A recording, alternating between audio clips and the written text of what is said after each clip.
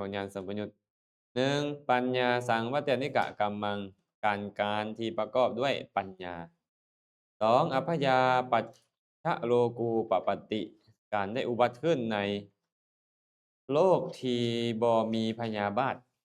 บ่มีที่เบียดเบียนก็คือบ่มีโทสะนั่นเองได้แก่รูปพรหมอรูปพรหมอินทริยปริยะขออภัยอินทริยปริปาโกความแก่งอกของอินทรีย์หมายถึงยุคที่คนมีอายุวัยกลางคนกิเลสทูรภาโวความเป็นผู้ห่างไกลจากกิเลสได้แก่การเจริญสมถะและวิปัสสปฏิสนธิด้วยติเหตุกะจิตจิตนำมาเกิดเป็นจิตที่มีเหตุสามอันเนาะนี่ผู้ใดบ่เข้าใจบ่ในปัญหาห้าตัวนี้หึแม่หมอนแม่หมอนเข้าใจบ่เบิ่งไลฟ์สดอยู่เนาะโอ้ยดีเว้ยแม่เพชรทันเนาะแม่เพชรเนาะอันทันแล้วอาจารย์ไปต่อเด้ไปต่อบ่อ้าวมาเบิ่งเรื่องคำว่ากุศลบัดนี้เคยได้ยินบ่เขาเจ้าว่าบุญกับกุศลต่างกันเคยได้ยินบ่เคยอยู่ไส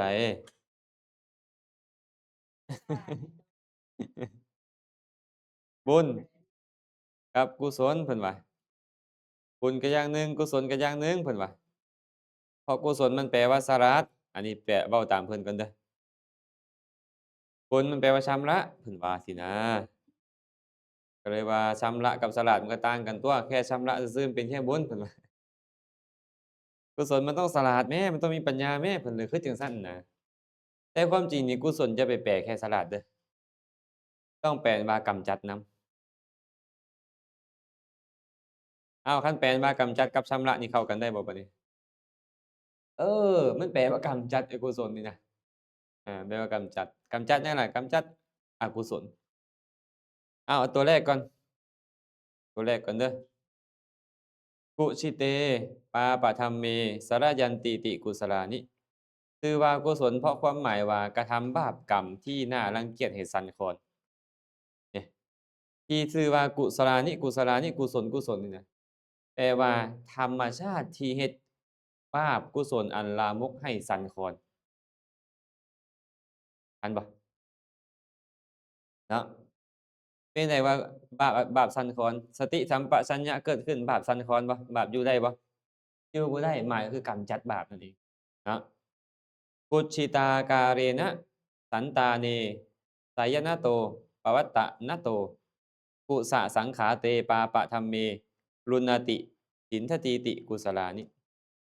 ที่ชื่อว่ากุศลเพราะความหมายว่าบั่นทอนคือตัดบาปกรรมที่เอิ้นว่ากุสะ เหตุเพราะนอนคือเป็นไปในสันดานให้สันคือกำจัดให้ปราศจากไปเห็นบ่เนี่ยนี่ไอ้รุนันตินี่แปลว่าตัดแปลว่าตัดสินทติก็แปลว่าตัดคือกันคันสิแปลรุนันตินี่ว่าเกี่ยวก็ได้ไม่ออกมันจากมาจากรุธาตุหรือว่ารูธาตุนั่นแหละที่แปลว่าตัดหรือเกี่ยวไอ้ลาวนี่มาจากไสพวกไม่ออกฮู้บ่ลาวนี่ฮะมาจากนี่แหละมาจากรุธาตุหรือรูธาตุนี่แหละเอาสระอูนี่เป็นโอเอาโอเป็นอาวะอาวะ ก็เลยเอาตัวละนี่บวกกับสระอากลายเป็นลาวะลาวะเป็นแบบผู้ตัดผู้เกี่ยวผู้เกี่ยวคือชาวนานั่นเองแสดงว่าอันพวกเขานี่น่ะต้นกำเนิดของคนลาวนี่คือชาวนาผู้ตัดผู้เกี่ยวเออเห็นเปล่าอันสั้นรูนติคือผู้ตัดเพราะเพิ่นเอาฉินทติมาอธิบายแล้วทิทิพวิทาการณีในการกระทำให้เป็น2ส่วนในการตัดนั่นเองเนาะตัด ในการตัดในการทำลายดังนั้นกุศลนี่อย่าไปแปลแค่ว่าสลัดบัดนี้นะเห็นบ่เห็นเพิ่นบอกไว้แล้วว่าคำว่ากุศลานี่คือกุศลทั้งหลายนี่นะไอ้กุศลาละล่ะกุศลกุศลานิล่ะกุศลทั้งหลายเด้ออย่าไปนั่นเด้อ แปลว่า เกี่ยว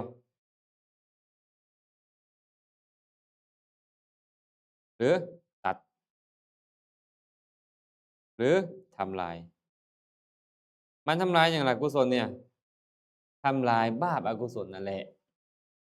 บัดนี้ครูบาอาจารย์สิเอาศัพท์ไปแปลบัดเนี่ย เอาศัพท์ไปแปลแล้วแปลตามที่ตัวเองเคยได้ฟังมาเท่านั้น ก็เลยไปแปลว่า กุศละแปลว่าฉลาด แปลได้แท้บ่ฉลาดอะ แปลได้ เพราะกุศละมันแปลว่าฉลาดก็ได้ กุศละนี่นะ แปลว่าฉลาดจั่งใดล่ะ เพราะมันกำจัดธรรมอันบ่ฉลาด แม่นหยังธรรมบ่ฉลาด บาปอกุศลที่เฮ็ดให้เราปึกอะนะ เออ เพิ่นเลยเอิ้นว่าฉลาด เย็นดีบ่พกไม่ออก อาตมาหนาว แสดงว่าพวกเราเปิดเกิน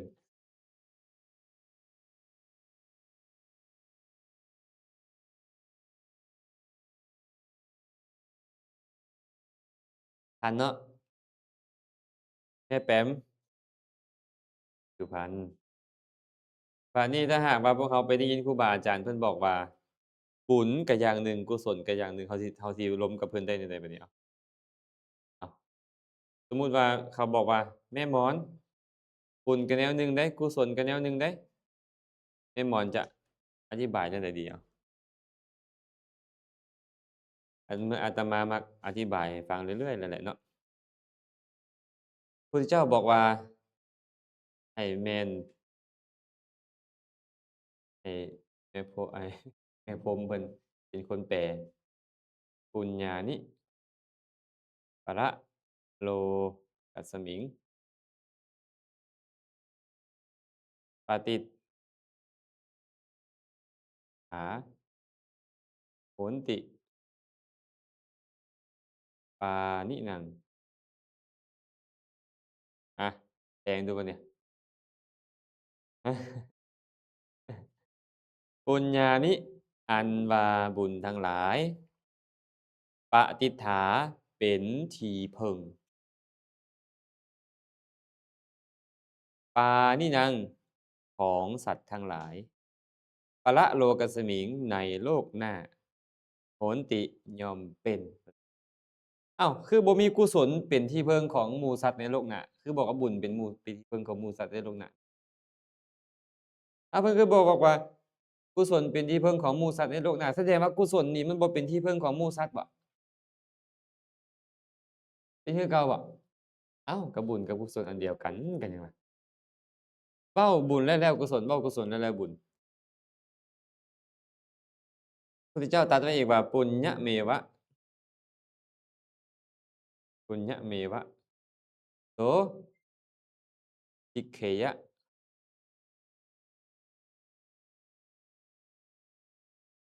ก็เว้าต่อว่า อายะตักขังสุครุทธรยัง ทานันจะ สมะ จริยัญจะ เมต โอ๊ย เขียนบ่มีบอนเขียนเลยเด้อ เมตตาจิต ตัญจะ ภาวะเย อาตมาบ่มีบอนเขียน อาตมาก็เลยเขียนบ่หมดเด้อ บุคคล เนาะ ผู้ปรารถนาความสุขยิ่ง ๆ ขึ้นไป อายะตักขังสุครุทธรยังนี่ เพึงศึกษาในบุญเท่านั้น คือ ทานัง ทานจะนำ สมะจริยัญจะ สมะจริยัง คือ ศีลจะนำ เมตตาจิตตัง และเมตตาจิตนำ เห็นบ่? เป็นหยังเพิ่นคือบ่บอกว่าให้ศึกษาในกุศล คือบ่บอกให้ศึกษาในกุศล อ้าว บุญกับกุศลอันเดียวกัน มันเข้ากับคาถานี้ เข้าในการใช้คำว่าบุญ เพิ่นก็ใช้คำว่าบุญซื่อ ๆ เนาะ ไอ้ภาวะเยนี่แปลว่า เพึงเฮ็ดทานให้เจริญ เพึงเฮ็ดสมจริยา คือศีลให้เจริญ เพึงเฮ็ดเมตตาจิตให้เจริญ ทานก็เป็นบุญ ศีลก็เป็นบุญ เมตตาจิตก็เป็นบุญ คือภาวนา ฉะนั้น พิ่นจะว่าแนวใดก็ตามแต่คันเพิ่นว่าบุญกับกุศลต่างกันก็ต่างนั่นแหละต่างแต่ศัพท์ต่างแต่ศัพท์ความหมายอันเดียวกันเอาสมมุติเขาบอกว่าตัณหาโลภะราคะนันทิกามะ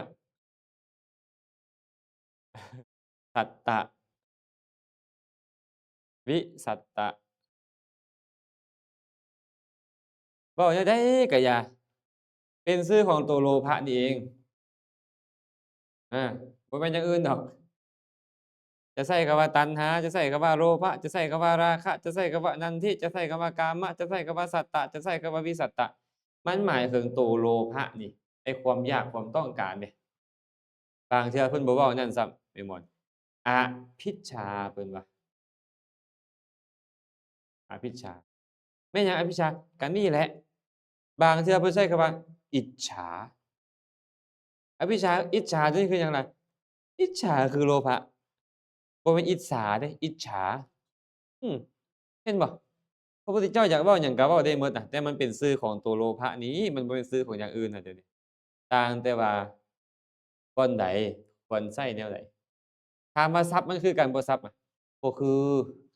เป็น10ทรัพย์แล้วเด้น่ะบ่คือกันแต่ว่าสภาพอันเดียวกันภาพอันเดียวเนาะอันบ่บางเทื่อใช้คำว่ารติบางเทื่อใช้คำว่าฉันทะ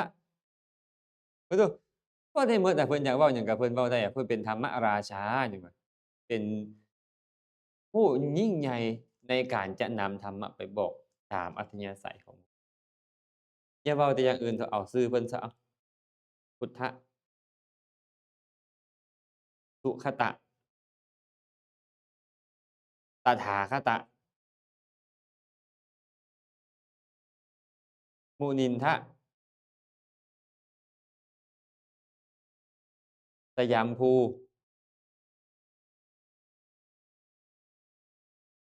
โลกนาถโลกนาถทศพละทศพลน่ะพระทศพลน่ะพระทศพลทศพละมึงดูเนี่ยอิหยังอีกอะหลายอันเหลือเกินเนาะแล้วแต่เพิ่นอยากจะเอิ้นน่ะพระสุคตพระตถาคตพระขวาก็ได้เห็นบ่พระขวา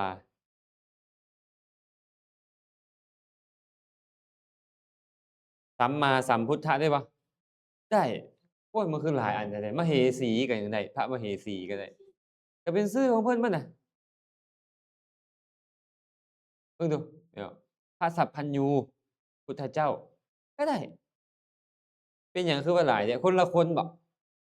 คนเดียวกันศัพท์ต่างกันบ่ต่างศัพท์แต่เพราะฉะนั้นเนาะในที่นี้คือกันเพิ่นว่ากุศลก็ขอให้เรารู้เถอะว่ากุศลก็คือบุญบุญก็คือกุศลบุญที่ประกอบด้วยปัญญาก็มีบุญที่บ่ประกอบด้วยปัญญาก็มีกุศล ที่มีปัญญากุศลที่บ่มีปัญญาก็มีแต่ในที่นี้เพิ่นจะเว้าเฉพาะบุญให้จื้อให้เว้าเฉพาะกุศลให้มันจื้อง่ายเท่านั้นเนาะผ่านบ่นี่คำว่ากุศลผ่านบ่กุศลคือหยังธรรมชาติที่เฮ็ดบาปให้สั่นคลอนหรือกำจัดบาปธรรมชาติที่กำจัดบาปให้แปลกุศลว่ากำจัดบัดนี้มาเบิ่งบัดนี้เฮ็ดจั่งใดกุศลสิเกิดบัดนี้เหตุใกล้ของจิตแต่ละประเภทจิตนี่มีอยู่4ประเภทเด้อกุศลจิตอกุศลจิต วิปากจิตและกิริยาจิตเราจะเว้า3ก็ได้โดยเอาวิบากและกิริยาเป็นอัพพยากตจิตเนาะเอามาเบิ่งต่อบัดนี้กุศลเอากุศลก่อนเด้อมีหยังเป็นเหตุใกล้มีโยนิโสมนสิการเป็นเหตุใกล้คำว่าเหตุใกล้นี่หมายถึงเหตุใกล้นี่หยังทางมาหรือว่าอาหาร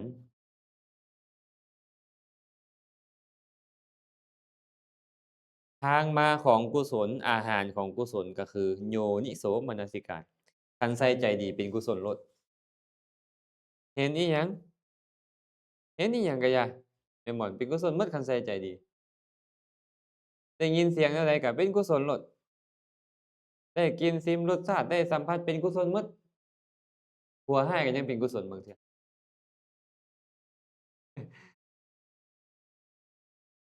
อ้าวโยนิโสโยนิโสนี่เพิ่นก็เลยบอกว่ามีโยนิโสโยนิโสเกิดขึ้นยามใดกุศลเกิดขึ้นยามเอาตรงกันข้ามมานี่ตรงกันข้าม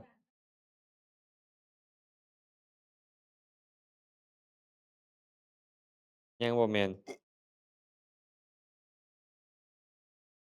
กุศลธรรมดาก็มีกุศลขั้นวิปัสสนาก็มี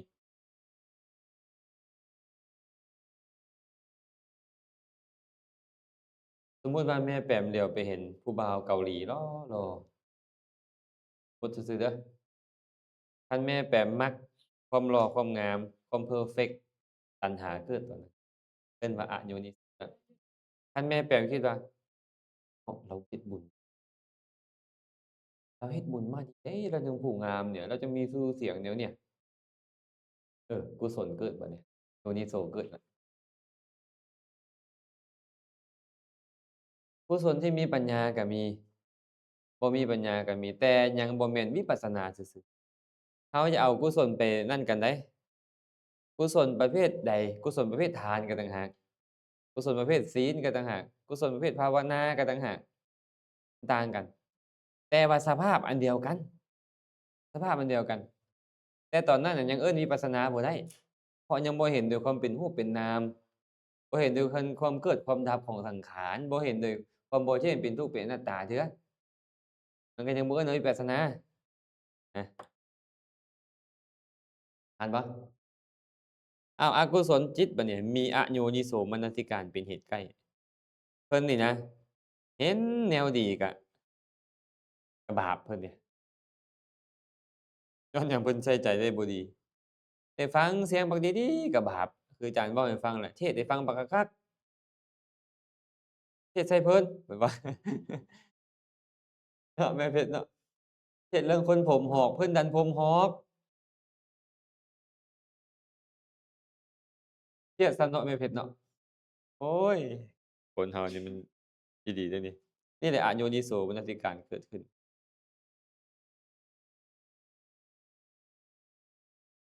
เฮ็ดไปเทศน์อยู่วันหนึ่งเทศน์จบลงมา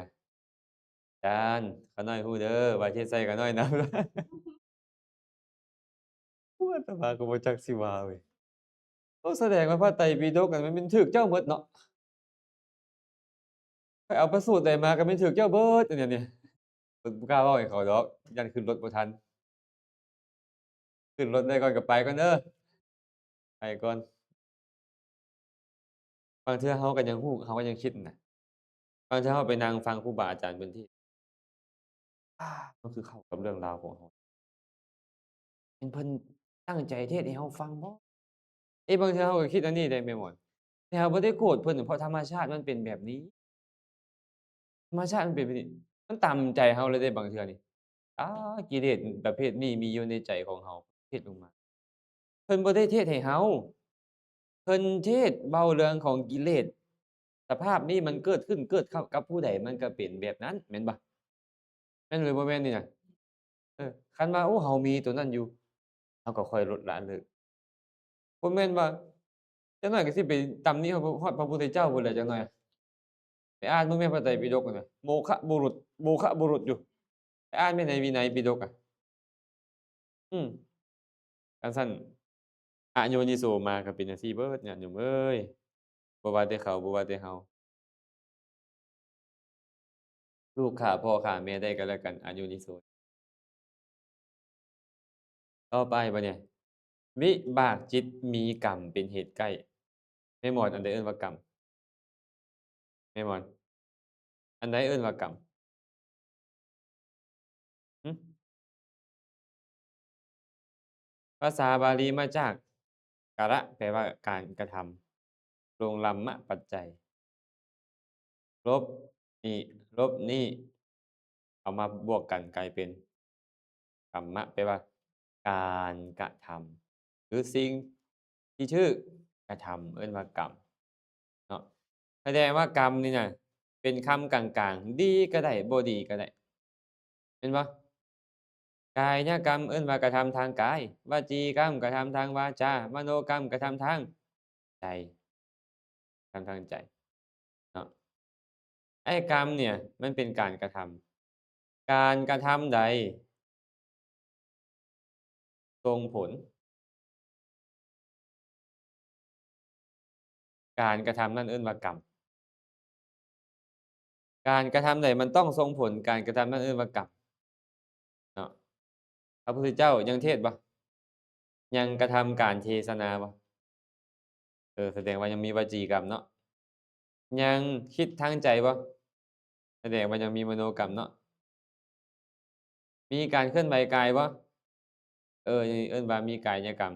แต่ว่ากายวาจาใจของพระพุทธเจ้าเอิ้นว่ากิริยาไปแล้วการกระทำทางกายทางวาจาทางใจของพระองค์เอิ้นว่ากิริยาเพราะหยังมันบ่ส่งผลเพิ่นจึงวิเคราะห์คำว่ากรรมนี่ว่าอัตตโนพลังกะโรตีติกัมมัง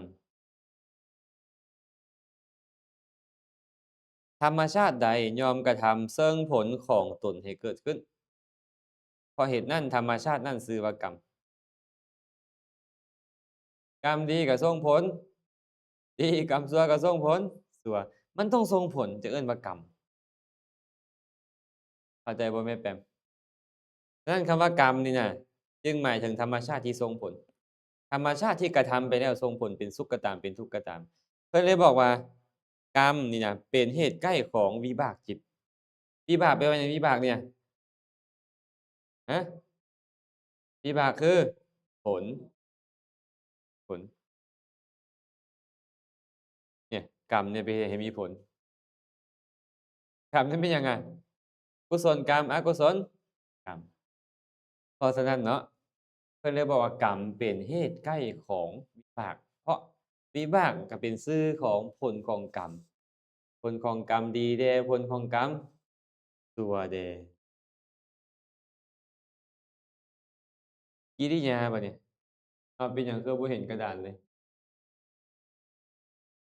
เห็นอยู่บ่ขึ้นได้บ่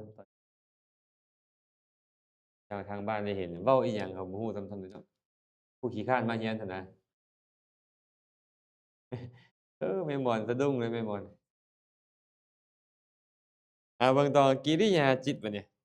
มีภวังค์ที่อยู่หน้าถัดไปจากอาวัชนะและสันดานที่ปราศจากอนุสัยเป็นเหตุใกล้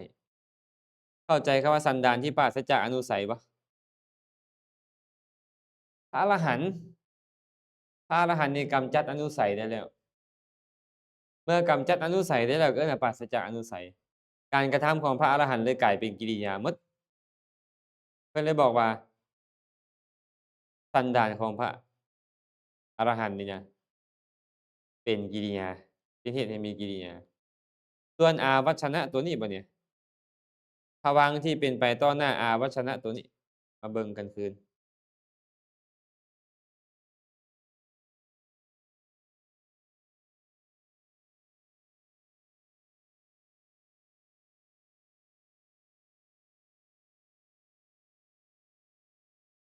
เห็นเปล่า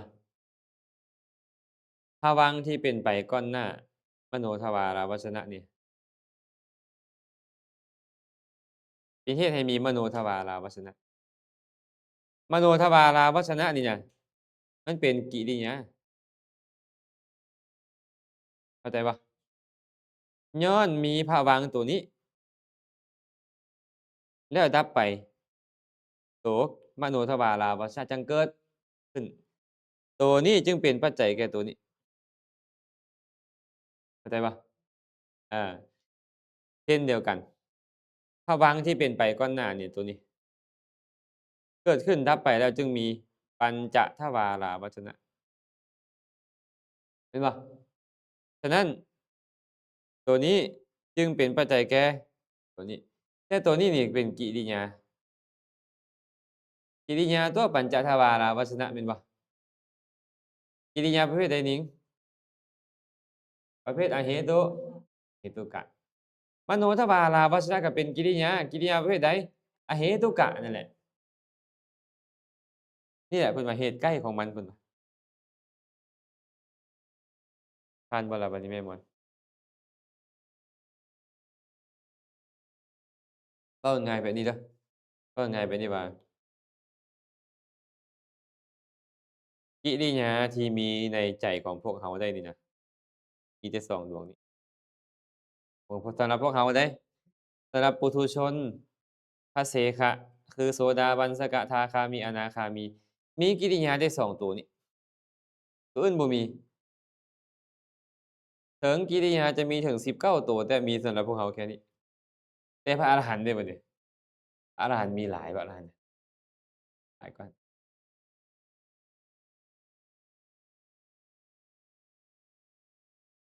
แม่หมอนทันอยู่บ่19หรือ20กิริยาเนี่ย20อ้าวอาเหตุกะ3มหัคคตะ9นี่เท่าไร3บวก9อะ12มหากิริยา8เป็น20ดวงนี่น่ะ20ดวงนี่เกิดขึ้นกับพวกเราแค่2ดวงกายนั้นเป็นของพระอรหันต์หมดพระอรหันต์นี่มีได้ทุกดวงแต่ว่าต้องเป็นพระอรหันต์ประเภทนั้นๆพร้อมเด้คันว่าพระอรหันต์อยู่พู้นอยู่ชั้นอาหูปพู้นก็บ่มีอันอื่นก็มีตั้งแต่อาหูปกิริยาไปตัวนั้นเราจะได้เรียนอยู่ในปริเชษฐ์3ไปจั่งได้ชี้แจงให้เข้าใจอันใดก็มีแต่4ดวงหั้นเกิดขึ้นได้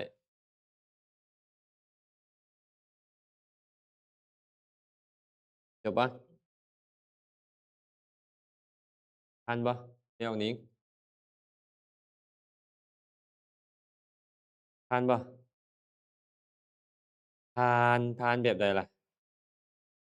ผ่านแบบเข้าใจแจ่มแจ้งหรือว่าผ่านแบบยังคาราคาซัง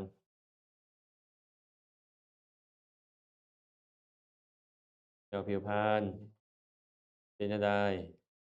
โอ้เพิ่นมีครบเลยตัวนี้อยู่กระเป๋าเพิ่น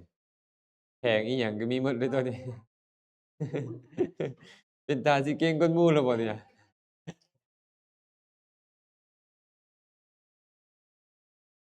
แต่ว่าตอนนี้นี่เราเรียนเรื่องหยังเกาะเรื่องหยังเรื่องกุศลแม่นบ่ถูกบ่กุศลนี่น่ะแม่นหยังเป็นเหตุใกล้ของกุศลโยโยนิโส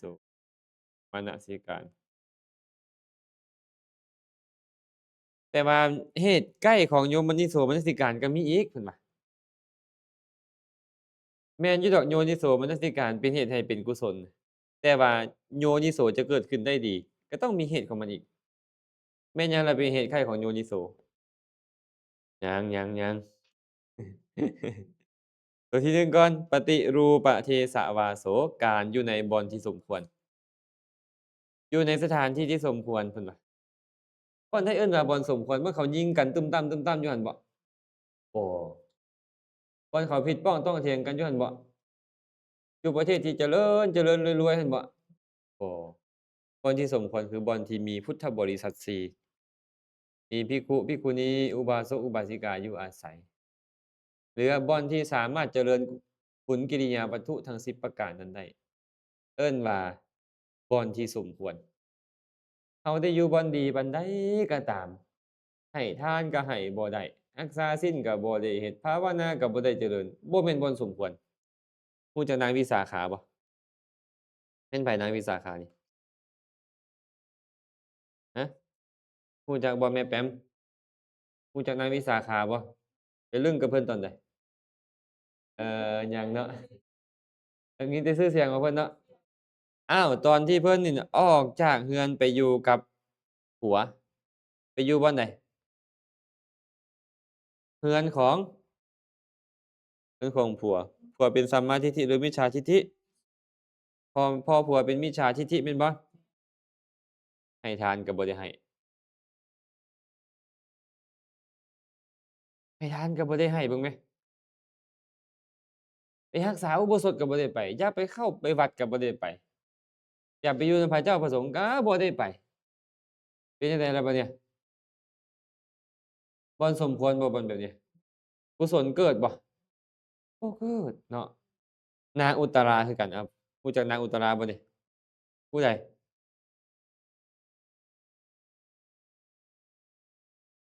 สุมาณะเศรษฐีเป็นลูกสาวของไอ้ปุณณเศรษฐีเนาะนางอุตราอันถึกน้ำมันนั่นนะถึกน้ำมันฮอดหน้าน่ะทรงไปอยู่ในตระกูลเป็นมิจฉาทิฏฐิ3เดือนเขียนหนังสือฝากไปให้พ่อให้แม่พ่อเอ้ยแม่เอ้ยเอาลูกไปขายให้เป็นคนใช้คนอื่นเสียพ่อแม่เอ้ยคันให้ลูกอยู่ในตระกูลเช่นนี้น่ะทานก็บ่ได้ให้ศีลก็บ่ได้รักษาอุโบสถนี่นะภาวนาก็บ่ได้เฮ็ดอยากไปวัดไปเฝ้าพระเจ้าพระสงฆ์ไปฟังธรรมบ่ได้เฮ็ดเอาลูกไปฆ่าทิ่มซะบ่ก็เอาไปเป็นคนใช้คนอื่นซะแล้ววะมันทรมานแรงเป็นหยังจังมันทรมานแรงมันบ่ได้เฮ็ดกุศลนั่นน่ะบางคนนี่เขาต้องการเจริญกุศลนะฉะนั้นคันอยู่ในบ่อนที่สมควรโยนิโสมนสิการก็เกิดขึ้นได้ง่าย2สัพปุริสูปสังเสโวการคบหาบัณฑิตอยู่บ่อนสมควรแล้วบ่พอเดะบ่แม่นได้บ่อนสมควรแล้วนอนตาเหลือกตาหลานอยู่เป็นตาเจริญบ่เป็นตากุศลเกิดบ่เป็นตัวโยนิโสมาบ่ก็ต้องไปคบหาบัณฑิตนำผู้ใดน้อมีศรัทธาค่อยไปหาคนนั้นก่อนยังมีศรัทธาคือเขาผู้ใดน้อมีศีลค่อยสิไปหาคนมีศีลก่อนผู้ใดมีจาคะค่อยจะไปหาคนมีจาคะผู้ใดมีปัญญาค่อยจะไปหาคนมีปัญญาไปศึกษานำเขาว่าเขาเฮ็ดจั่งใดเขาจึงมีศรัทธาศีลจาคะและปัญญาแบบนี้แหละเราต้องไปคบคนแบบนั้นเนาะเคยคบแล้วพอบ่ล่ะไปนั่งใกล้ๆเขาแล้วยิ้มใส่หน้าเขาแล้วพอบ่นะแม่ผมบ่ก็ต้องสัทธัมมัสสวนังการฟังธรรมของบัณฑิตนั้นต้องฟังพร้อมเพิ่นว่าต้องฟังเด้บ่แม่นไปนั่งแล้วไปยิ้มคือแม่ออกดิ่งนี่เฮ็ดจังซี่เนาะไปนั่งแล้วไปยิ้มได้ประโยชน์หยังบ่ล่ะอ้อโยนิโสอิหยังก็บ่มาเนาะอิโสก็บ่มาต้องมีการฟังธรรมของพร้อมคืออาตมาเว้าเมื่อกี้นี่แหละฟังธรรมเพิ่นบางเทื่อก็ว่าเพิ่นด่าเฮาก็มีเด้เด้อฟังธรรมเพิ่นน่ะนะต้องมีหยังบัดเนี่ยอัตตสัมมาปณิธิตั้งตนไว้ชอบคือเอามาประพฤติเอามาประเพิ่นเว้าแนวนี้มันบ่ดีมันมีอยู่ในใจเฮาเฮาก็เอามาหาอุบายกำจัดมันเนาะตัวที่บ่ดีหั้นนะอันใดดีก็เฮ็ดให้เกิดขึ้นเกิดขึ้นที่อันนี้ได้ในปัจจุบันนี้เด้อปุพเพกตปุญญาตาบัดนี้ความเป็นผู้มีบุญที่ได้เฮ็ดไว้แล้วในการก่อนความเป็นผู้มีบุญที่เฮ็ดแล้วในการก่อนถ้าหากว่าเรามีบุญมาดีแม่หมอนก็ใส่ใจง่ายจะเฮ็ดบุญคุณมาแต่อดีตมาปัจจุบันใส่ใจง่ายแต่ว่าไอ้4อย่างนี่นะ4อย่างแรกนี่มันเป็นผลของตัวนี้นำคันบ่มีปุพเพกตปุญญาตานี่นะบ่ได้อยู่ในบ่อนสมควรเดะบ่ได้พบเห็นบัณฑิตเดะบ่ได้ฟังธรรมเดะบ่ได้ฟังธรรมแต่เมื่อมีปุพเพกตปุญญาตาแล้วไอ้3ตัวแรกมันก็มี เมื่อ3ตัวแรกมีก็บ่แน่ดอกว่าคนได้ฟังธรรมแล้วจะเอาไปปฏิบัติได้บ่ตัวนี้ก็เลยเป็นเหตุปัจจุบันที่ตัวเองต้องเฮ็ดเองหลายๆคนมีเงื่อนไขดีได้พ่อได้แม่ได้มิตรได้สหายทักจึงจองเข้าไปให้ได้พบบัณฑิตได้ฟังธรรมแล้วแต่ว่าบ่ยอมประพฤติปฏิบัติตามธรรมที่นี่น่ะอาคันซั้นพวกเราก็เลยต้องเฮ็ดตัวนี้ให้เกิดขึ้นเมื่อตัวนี้มันลวงไปแล้วมันจะกลายเป็น ปุพเพกตปุญญาตาอีกรอบหนึ่งบัดนี้ก็จะหมุนกันอยู่ไปเนี่ยหมุนไปไสล่ะหมุนพาเราออกจากทุกข์แม่นบ่ คนไปในทางเจริญขึ้นน่ะเฮ็ดให้เราออกจากทุกข์หั้นนะสั้นๆนี่แหละเอิ้นว่าเหตุปัจจัยของโยนิโสคันมีพวกนี้แล้วโยนิโสเกิดง่ายโยนิโสมนสิการเกิดง่ายได้ครบบัณฑิตนี่น่ะวิธีการวางใจก็จะวางใจง่ายขึ้นเทพบัณฑิตอยู่นี่อันนี้นี่บ่จื้อก็บ่เป็นหยังแต่จื้อแล้วดีหลายอาตมาปัดขึ้นปุ๊บอาตมาเชื่อแน่ว่าพวกไม่ออกลืมแล้วพอจื้อได้อยู่เนาะเอาเบิ่งดูเหตุของโยนิโสอาครบสัตบุรุษฟังธรรมตั้งตนไว้ชอบอาไอ้ตั้งตนไว้ชอบเนี่ยเอิ้นว่าธัมมานุธัมมปฏิปติก็ได้อาอัตตสัมมาปณิธินี่น่ะ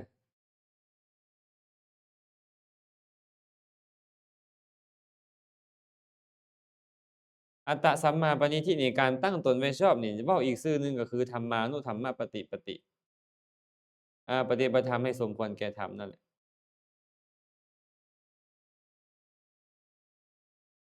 แต่หากเจาะจงธัมมานุธัมมปฏิปติเพิ่นหมายถึงมรรคผลนิพพานเบิ่งไปตั้งตนไว้ชอบก็คือยังบ่มีศรัทธาเฮ็ดให้มีศรัทธายังบ่มีศีลเฮ็ดให้มีศีลยังบ่มีจาคะเฮ็ดให้มีจาคะยังบ่มีปัญญาเฮ็ดให้มีปัญญานี่เอิ้นว่าตั้งตนไว้ชอบต้องปฏิบัติบ่มันจึงค่อยมีศรัทธามีศีลมีจาคะมีปัญญามันก็ต้องปฏิบัติตามแม่นบ่ปฏิบัติตามธรรมที่บัณฑิตแสดงนั่นแหละไอ้การปฏิบัติธรรมตามนั่นแหละเอิ้นว่าปฏิบัติธรรมให้สมควรแก่ธรรมแต่ว่ามันจะไปสมควรตอนใดอีกเรื่องหนึ่งเนาะคันหากอธิบายธัมมานุธัมมปฏิปติโดยตรงก็คือปฏิบัติธรรมเบื้องต้นให้อนุโลมต่อธรรมเบื้องปลายแม่นหยังเป็นธรรมเบื้องต้นน่ะศีลสมาธิเบื้องปลายนี่ล่ะปัญญาหรือมรรคผลนิพพานศีลสมาธิเป็นเบื้องต้นปัญญาเป็นเบื้องปลายมรรคผลนิพพานเป็นเบื้องปลายเพราะว่าปัญญาก็ตัวเฮ็ดให้บรรลุถึงมรรคผลนิพพานนะถ้าอธิบายตัวธรรมานุธัมมปฏิปติได้ แต่ถ้าหากว่าอธิบายเรื่องของสัมมาปณิธิหรือว่าอัตตสัมมาปณิธิเนี่ยจะต้องปฏิบัตินั่นเองต้องปฏิบัติศรัทธายังบ่มีให้ได้มีศรัทธาผู้ใดมีศรัทธาสมบูรณ์พระโสดาบันต้องเฮ็ดจั่งใดจังให้บรรลุโสดาบันก็ต้องปฏิบัติธรรมให้สมควรแก่ธรรมนั่นแหละจึงบรรลุโสแม่นบ่ฮะอ๋อทานเนี่ยเป็นผลของศรัทธาโอ้หมายความว่าเป็นคฤหัสถ์เนาะ ท่านเป็นคฤหัสถ์เพิ่นก็ใช้คำว่าศีลสมาธิศีลขออภัยเป็นทานศีลภาวนาแต่ว่าสำหรับนักบวชนี่เวลาพุทธเจ้าสอนพุทธเจ้าจะสอนเรื่องของศีลสมาธิปัญญาคือต่างกันแม่ผมสอนคฤหัสถ์บอกว่าทานศีลภาวนาที่ไปสอนพระได้บ่เนี่ยศีลสมาธิปัญญา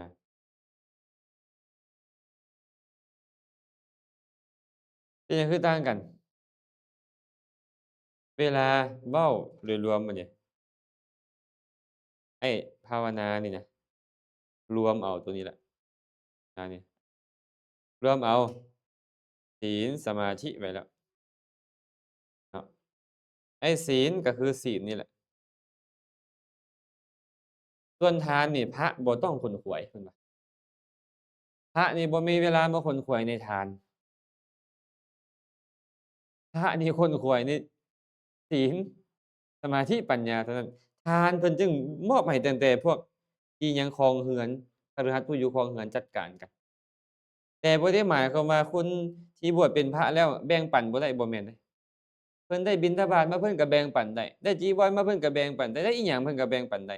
ต่างแต่ว่าอย่าไปขนขวยเร็งอันเนี้ย บ่แม่นหน้าที่จะไปขนขวายเจ้าบิณฑบาตได้ส่ำใดญาติโยมมีศรัทธาเอามาถวายส่ำใดเจ้าก็แบ่งปันส่ำนั้นแหละตามกำลังความสามารถอะบ่คือโยมเดะโยมต้องขนขวายในทานเดะเห็นบ่บางคนโอ้ศีลนี่ยากเว้ย เอาทาน บางคนได้ทานก็ยังดีเนาะบางคนนี่ทานก็ได้ศีลก็ได้ภาวนาอย่างเงี้ยได้ทั้ง2องอย่างก็ดีแต่หลายๆคนก็ได้ภาวนาพร้อมก็แฮ่งดีภาวนาเป็นสมาธิก็ได้เป็นปัญญาก็ได้เดะฉะนั้นเนาะเพราะว่าพระภิกขุสงฆ์เนี่ยตายแล้วพุ่นว่ารักษาศีลก็อานิสงส์หลายกว่าทานพุ่นนั้นบ่มีเวลาจะมาขวนขวายแต่บ่ได้หมายความว่าเฮ็ดบ่ได้เฮ็ดตามกำลังความสามารถของ สมมุติว่าแม่หมอนนี่นะมาถวายสปอนเซอร์เอ็มร้อยอาจารย์10ลังสมมุติเนาะสมมุติซื่อๆอะสิบ่ได้ถวายแท้หรอกเด้อ10ลังอ้าวอาจารย์ก็อยากได้บุญต่อเดะนี่แม่หมอนอาจารย์สิเอาไปถวายอยู่อั่นวัดนี้ลังหนึ่งเด้อวัดนั้นลังหนึ่งเด้อครูบาอาจารย์กลุ่มนั้นลังหนึ่งเด้อได้บ่ได้ได้ส่ำนี่แหละบ่แม่นว่าต้องไปค้นขวยไปแสวงหาทรัพย์เพื่อมาซื้อของไปถวายทานมันบ่แม่นสำหรับอันบรรพชิต ไอ้พวกเขานี่บ่แม่นแข่งกันบ่จักเดี๋ยวนี้บ่คันมีติพระแข่งกันอันถวายทานนี่หรือว่าอาจจะมีแล้วบ่ก็สิมีอยู่เนาะบ่ว่าเพิ่นดอกเนาะเอาว่าเฮาซะเนาะฟังกันทันบ่นี่มาเบิ่งบ่เนี่ยจบแล้วเดะแม่แปมจบแล้วตัวเหตุของโยนิโสมีหยัง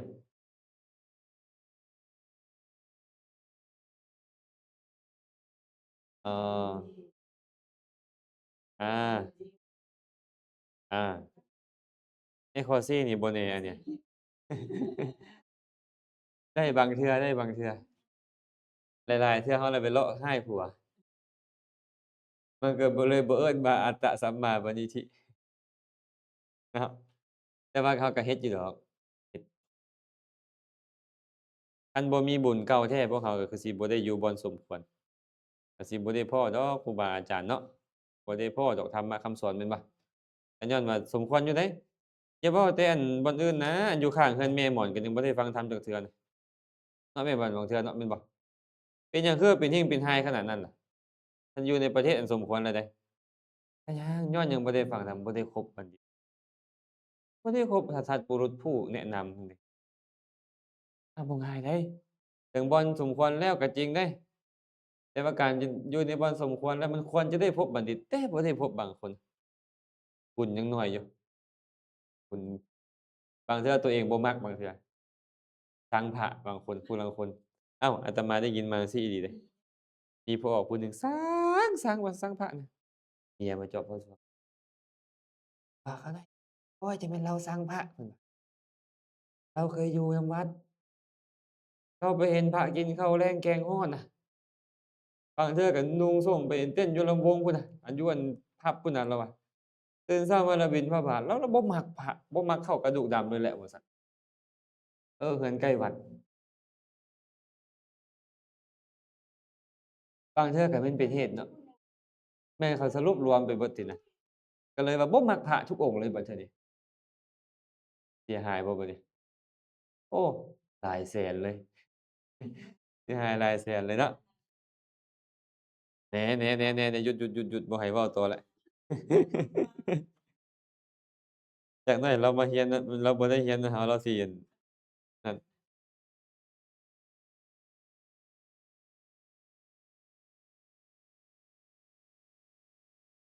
เพราะเราก็บ่ว่าแต่ผู้ใดผู้หนึ่งดอกเนาะคันเราได้เห็นอาตมานี่นะอาตมาตอนอยู่พระบาทพุ่นสัน ขับเรือทรงพระนี่ทรงบุญพระบาทพุ่นสันเขาจะข้ามด่านเสรีเลยเนาะโอ๊ยเห็นพวกพระผ้าดำผ้าแดงนี่คิ้วขนาดเลยห้อยรูปธบทองธูปเทียนมานี่คิ้วพระอะนะถูกปลูกฝังมาว่าพระพวกนี้พระบ่ดีพวกมาหาว่าซันนะใส่ผ้าบ่แม่นสีเหลืองแล้วมันเป็นไปเป็นสีดำสีแดงสีคล้ำไปเลยแม่นๆแหละบ่ถูกปลูกฝังมาแบบนั้นเพิ่นไม่ให้เราไปสังพระได้หั้นนะแท้ที่จริงเพิ่นบ่ได้เฮ็ดอิหยังให้เราจักนิเราสังเพิ่นอ้ายอันนี้แหละเพิ่นว่าเราบ่ได้คบบัณฑิต ได้คบบัณฑิตเนาะก็เลยเป็นเหตุให้เราบ่ฮู้มีวิธีการใส่ใจบ่มีโยนิโสมนสิการคือเพิ่นว่านี่ พิ่นจึงบอกว่าเหตุของโยนิโสมนสิการก็คือนี่การได้พบบัณฑิตได้ฟังธรรมผู้เพิ่นเนาะอันนี้ก็สำคัญได้สำคัญอยู่เด้อมาต่อซะเพิ่นสิว่าเราไปเว้าเรื่องเพิ่นโพดเหตุเกิดขึ้นของเวทนาในโอ้อันนี้บ่คันเอาเด้อเพราะว่าเรายังบ่คันเว้าเรื่องวิบากสู่ฟังเดี๋ยวจะค่อยเว้าเราเรียนมาแล้วเนาะเหตุเกิดขึ้นของโสมนัสในอันอ่าในกุศลเนาะกลับขึ้นไปเบิ่งนิดหนึ่งนี่ๆๆเพื่อไม่ให้หม่นบางเทื่อเพิ่นนั่งฟังไลฟ์สดมาเพิ่นอาจจะลืมเว้าให้ฟังก่อนว่าเหตุเกิดขึ้นของโสมนัสอยู่กุศลเป็นแนวหนึ่งเหตุเกิดขึ้นของโสมนัสอยู่วิบากเป็นแนวหนึ่งต่างกันเด้เพื่อบ่ให้สับสนก็เลยเอาให้เบิ่งก่อนเหตุเกิดขึ้นของโสมนัสใน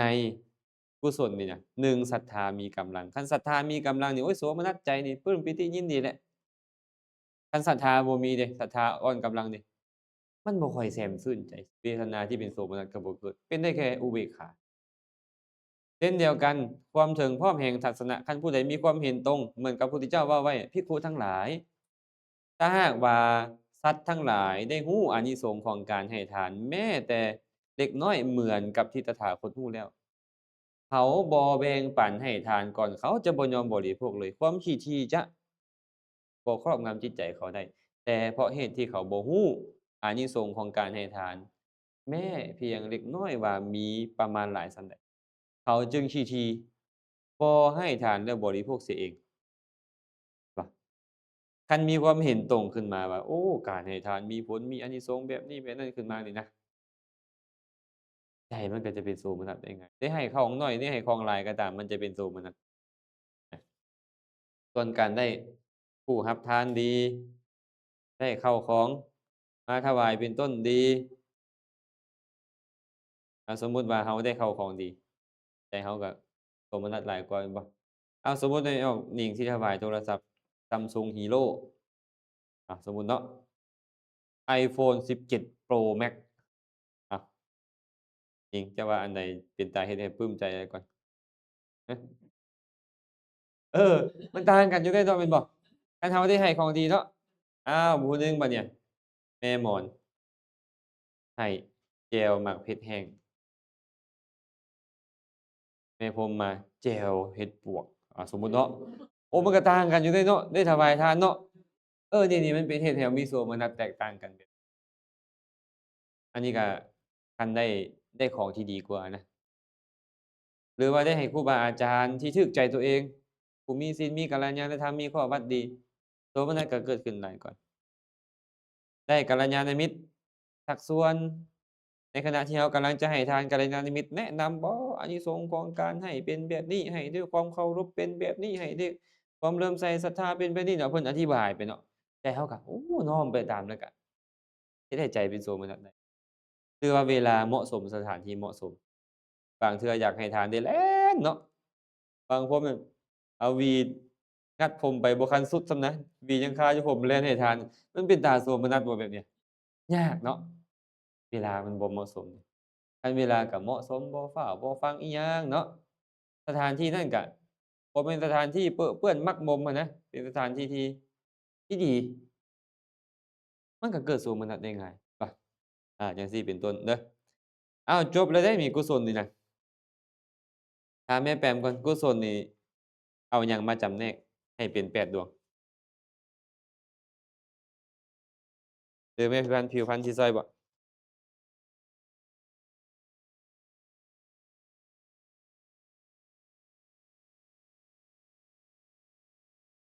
เว้าเรื่องหยังเอาเวทนาญาณและสังขาร เอา3อันนี้มาจำแนกให้มหากุศลเป็น8ดวงเป็นหยังเพิ่นถึงเอิ้นว่ามหากุศลเพราะมันเป็นสิ่งที่ประเสริฐเป็นเฮ็ดให้ได้รับผลอันประเสริฐเลยเอิ้นว่ามหากุศลเอาเวทนาไปจำแนกให้ ดวงหนึ่งเป็นโสมนัสดวงหนึ่งเป็นอุเบกขาเอาญาณไปจำแนกทั้งสองอย่างนั้นญาณอันหนึ่งเป็นญาณสัมปยุตอันหนึ่งเป็นญาณวิปปยุตกลายเป็นสี่เลยแม่นบ่เอาสังขารไปแยกสี่อย่างนั้นโดยเป็นอสังขาริกสี่สสังขาริกสี่ก็เลยกลายเป็นแปดสังเกตเห็นบ่เวลาเราเฮ็ดกุศลบางอย่างบ่ต้องมีผู้ใดมากระตุ้นสักคนเลยแล้วใจมันปลื้มปีติเองของมันเห็นบ่บางเทื่อปลื้มปีติอยู่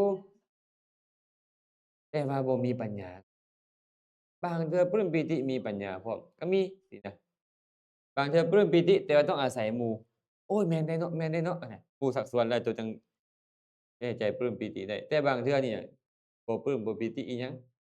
แต่ว่ามีปัญญารู้เหตุรู้ผล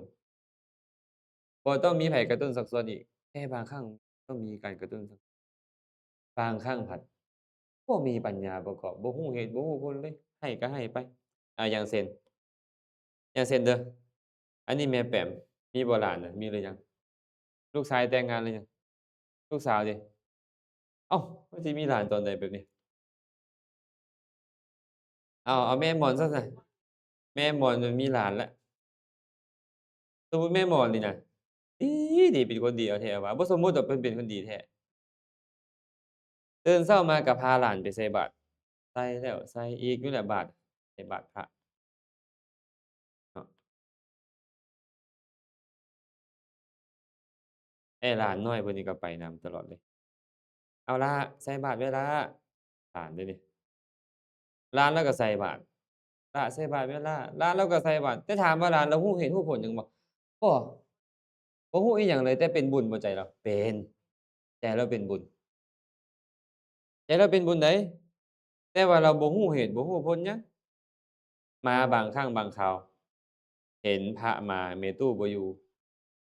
แม่ตู้พระมาแล้วแม่ตู้พระมาแล้วก็ยังมีแม่นบ่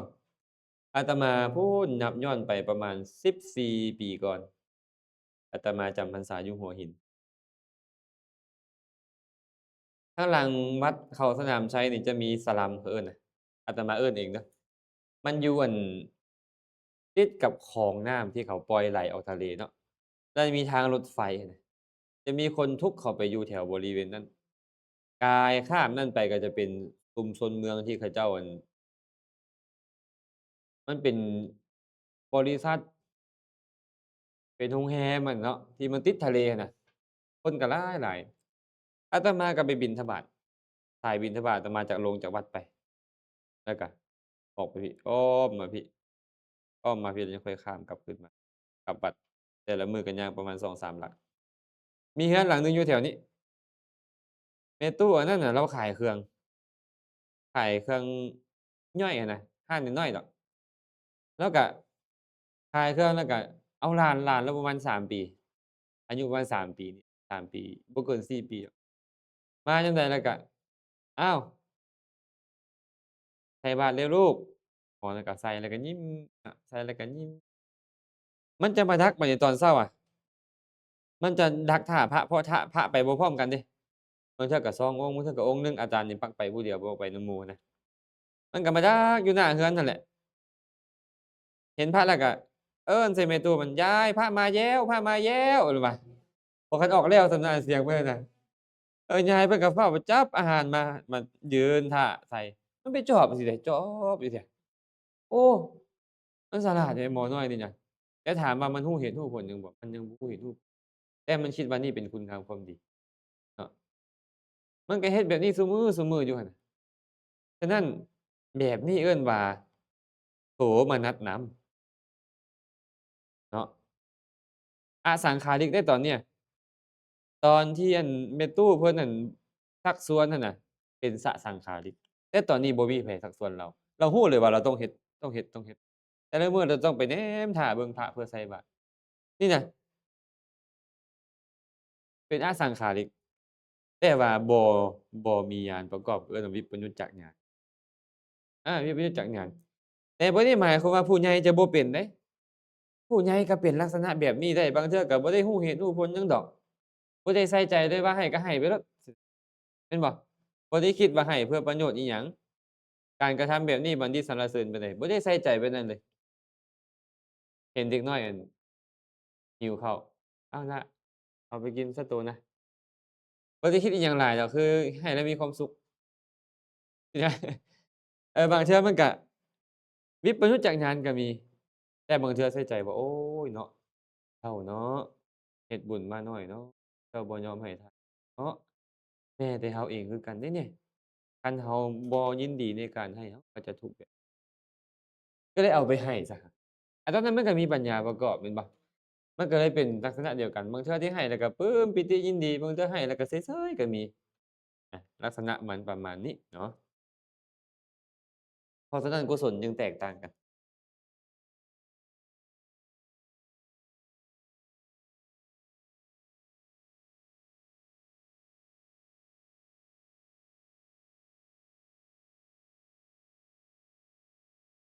มันบ่ได้อยู่แค่เสียง มันอยู่ที่เจตนาของมัน แต่ว่าเป็นไปได้บ่เป็นไปได้เคยมีหมาตัวหนึ่งหมาตัวนี้นี่น่ะเป็นหมาเศรษฐีฮู้ความเศรษฐีนี่มักไปนิมนต์พระปัจเจกกับพุทธเจ้า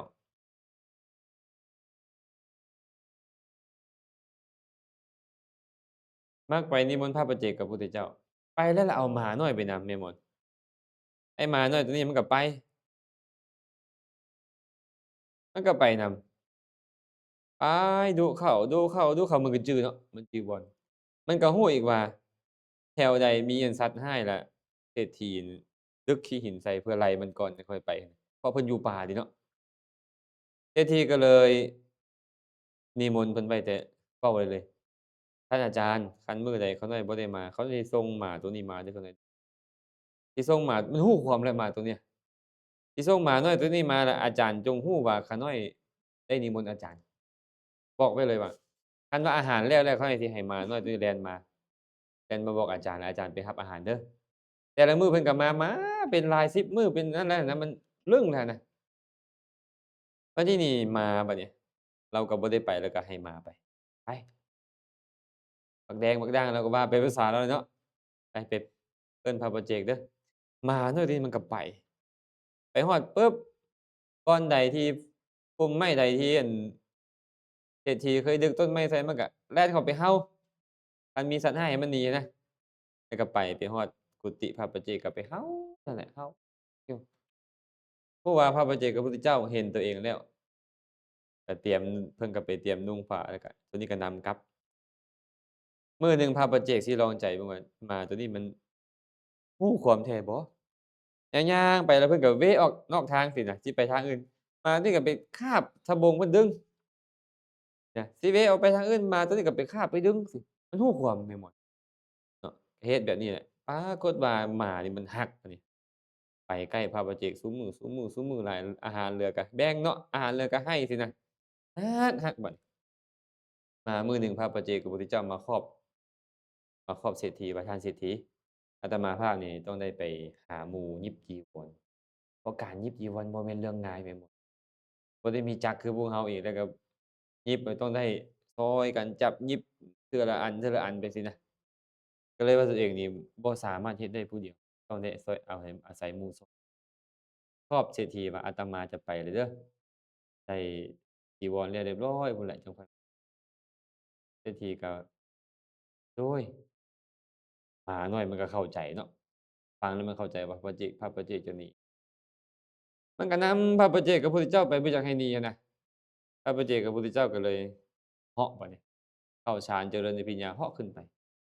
มันก็ฮ้องใส่ฮ้อนนะฮ้อนนำพระปัจเจกกับพระพุทธเจ้าอะเนาะตายไปหมด ใจแตกตายคิดฮอดพระปัจเจกพระพุทธเจ้าแรงใครแต่ว่ามันเห่าหอนด้วยความเลื่อมใสอิหยังมันต่างๆแล้วมันไปเอิ้นพระปัจเจกพระพุทธเจ้าด้วยความเลื่อมใสในใจตายแล้วไปเกิดเป็นเทพบุตรชื่อว่าโคสกะเทพบุตรเสียงเรานี่น่ะเว้าบาดเดียวเป็นไปเป็นร้อยโยชน์เสียงธรรมดาเดะเสียงธรรมดาของเรานี่น่ะแผ่กระจายไปเป็นร้อยโยชน์เบิ่งดูหั่นน่ะบ่แม่นเรื่องง่ายเดะอานิสงส์ของมัน แม่หมอนถามว่านกแก้วมันได้บุญบ่ก็เบิ่งที่เจตนาของมันความเข้าใจของมันคันซั้นบ่แม่นว่ามีแต่มนุษย์สามารถเฮ็ดบุญได้บ่แม่นได้แม่หมอนเอ้ยแม้แต่สัตว์เดรัจฉานก็เฮ็ดบุญได้ คือตอนหมาให้นมลูกมันนั่นแหละมันก็ให้ด้วยความเมตตากรุณามันบ่ได้ให้ด้วยความโกรธเวลาแม่ออกนิ่งเอานมให้ลูกกินให้ด้วยความโกรธบ่จับนมยัดเข้าปากบีบดังแม่นบ่บ่ดอกก็เฮ็ดดีๆนี่แหละมีเมตตากรุณานี่แหละแม่นบ่หมามันก็รักคือกันเดะอาตมาเห็นในสารคดีดอกเนาะตัวงูไปกินลูกนกอะนะนกมันสิไปต่อสู้กับงูได้แต่มันสู้จนตายพุ่นน่ะด้วยความรักของมันรู้ไหมย้อนหยังมันมีความกรุณาในลูกมันมีความรักใน ทุกครั้งที่มันรักลูกมันทุกครั้งที่มันมีความเมตตากรุณาต่อลูกมันนั่นแหละคือมหากุศลที่มันเกิดขึ้นเขาก็มีกุศลก็เบิ่งที่ใจเขาเนาะบ่ได้เบิ่งแค่เสียงที่ออกมาเพราะเสียงบ่แม่นบุญมาต่อบัดเนี่ยมาต่อที่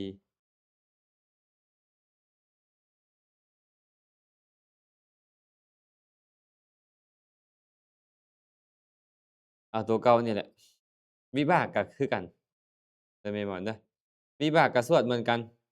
กิริยาก็สวดเหมือนกันเขาสิสวดอีกหนึ่งเขาจะขึ้นวิบากจิตแล้ว พร้อมกันโสมนัสสะสหคาตังญาณสัมปยุตตังอสังขาริกะเมกังตะสังขาริกะเมกังโสมนัสสะสหคาตังญาณวิปปยุตตังอสังขาริกะเมกังตะสังขาริกะเมกัง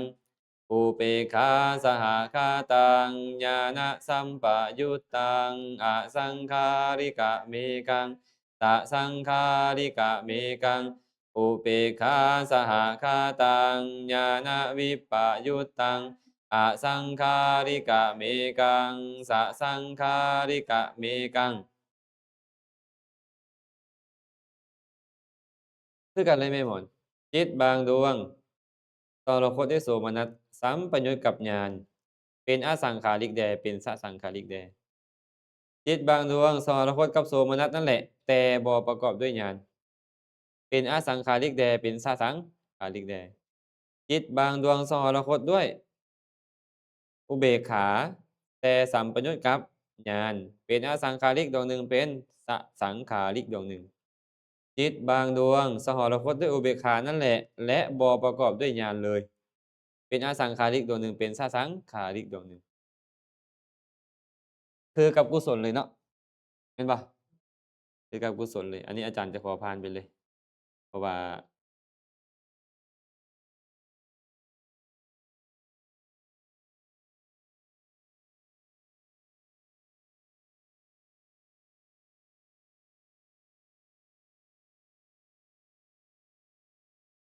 วิบากก็สวดคือกันนี่แหละเนาะสวดเลยเด้อมาเบิ่งต่อบัดนี้มาเบิ่งต่อเรากำลังเรียนเรื่องของวิปากจิตมหาวิบากกุศลแล้วแล้วเด้กุศลนะกุศลแล้วแล้วอันนี้เราจบไปแล้วมหาวิบากบัดนี้ตัวใดวิบากวิบากมหาวิบากเป็นหยังจะเอิ้นมหาวิบากเพราะมันเป็นผลของมหากุศลเป็นผลของมหากุศลเช่นเดียวกันกับมหากุศลคือเอิ้นว่ามหาวิบากเนาะมหาวิบากนี่น่ะเป็นโสมนัส4ดวงคือกันแสดงว่าเอาเวทนามาจำแนกแม่นบ่เป็นอุเบกขา4มีญาณสัมปยุต4ดวงแสดงว่าเอาญาณมาจำแนกได้ญาณสัมปยุต4ญาณวิปยุต4เป็นอสังขาริก4เป็นสสังขาริก4คือกันกับมหากุศลเลยแม่หมอนเนาะทีนี้เพิ่นก็เลยกำลังจะอธิบายเรื่องของเวทนาบัดนี้เหตุเกิดขึ้นของเวทนาเวทนาในกุศลมีศรัทธาเป็นต้นแม่นบ่แต่ว่าเหตุของเกิดขึ้นของเวทนาในวิบากนี่บ่แม่นจังซั้น 1อิทธารมณ์โดยสภาวะ2อิทธมัชฌัตตารมณ์อิทธารมณ์โดยสภาวะนี่นะเป็นเหตุใกล้ขออภัยเป็นเหตุเกิดขึ้นของโสมนัสเวทนาอิทธารมณ์ ออภัย อิทธมัชฌัตตารมณ์เป็นเหตุเกิดขึ้นของอุเบกขา เวลาเราเฮ็ดบุญนี่นะ เวลาบุญส่งผลแม่หมอน มันต้องส่งผลที่น่าปรารถนาแน่นอน ต่างแต่ว่ามันจะน่าปรารถนาอย่างยิ่งกับน่าปรารถนาน้อยหนึ่ง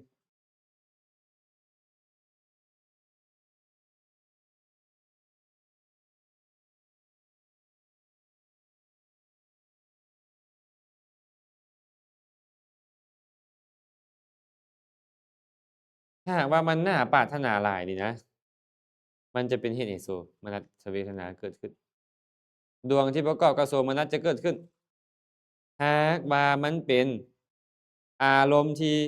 น่าปรารถนาอยู่แต่ว่ามันบ่แรงอุเบกขาเวทนาจะเกิดขึ้น มันบ่ได้เกี่ยวกับมีศรัทธาหรือบ่มีศรัทธาแล้วบัดนี้ เพราะมันเป็นผลแล้ว มันเป็นผลแล้วมันเลยบ่ขวนขวาย มันเป็นผล เนาะ สมมุติว่าแม่หมอน แม่หมอนนี่เฮ็ดบุญดี เฮ็ดบุญที่ประกอบด้วยปัญญา และโสมนัสพร้อม มันส่งผลเป็นโสมนัส โสมนัสตัวนี้ก็เลยพาแม่หมอนไปเกิดเป็นมนุษย์หรือก็ตามเทวดาก็ตาม อารมณ์ของมันก็เลยน่าปรารถนา เวลาที่มันมาเกิดในภายหลังมาเฮ็ดหน้าที่หลายอย่างเดะมหาวิบากเฮ็ดหน้าที่หยังแหน่แม่ผม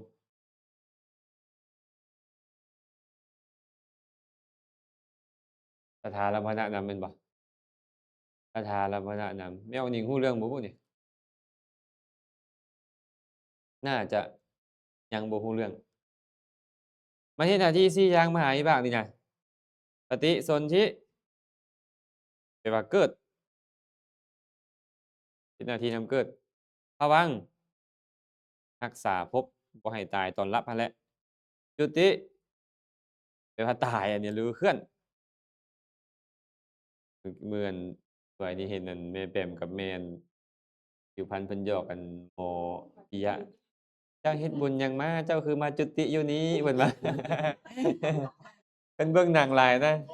เพิ่นเข้าใจจุติเป็นปฏิสนธิเออจุติแปลว่าตายเด้แปลว่าคือกันเด้อเนาะเพิ่นหยอกหลานเพิ่นและก็อีกหน้าที่หนึ่งคือตถาลัมภนะลัมภนะ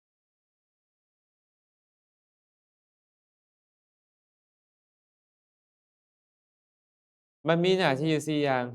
เนาะจิตดวงเฮ็ดหน้าที่ปฏิสนธิเรียบร้อยไปแล้วตั้งแต่มื้อเราเกิดมื้อเราจุติปฏิสนธิในท้องแม่ตอนที่เรารับมันก็คือภวังค์ส่วนจุติยังบ่มาแน่นอนเพราะยังบ่คันแม่นวาระสุดท้าย ในระหว่างนี้มันเฮ็ดตถาลัมภนะเบิ่งวิถีจิตเนาะเห็นบ่เห็นตัวตะนี่บ่เนี่ยอันนี้เอิ้นตถาลัมภนะ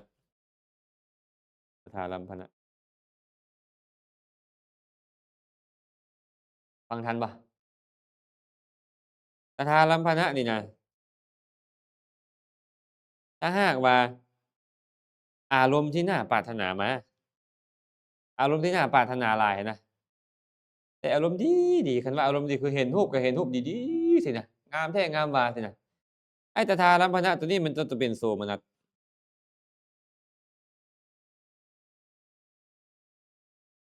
ใช่เปล่าแม่นบ่ถ้าหากว่าอารมณ์มันบ่ดีปานใดตถาลัมภนะนี่มันก็จะเป็นอุเบกขา อันนี้ทางมโนทวารเนี่ยอาจารย์เว้าเรื่องรูปต้องมาพิเรื่องรูปรูปดีเสียงดีเป็นต้นน่ะฟังทันเปล่าตัวนี้นี่ทางมโนทวารได้ทำอารมณ์ที่ดีหลายนะก็เลยเป็นเหตุให้เป็นแบบนี้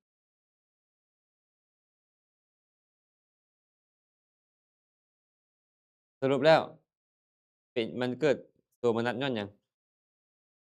อารมณ์ที่น่าปรารถนาโดยสภาวะสมมุติถ้าเอาทางทวารนี่เสียสมมุติแม่พรหมนี่เห็นอารมณ์นี่เนี่ยเห็นรูปที่น่าปรารถนาหลาย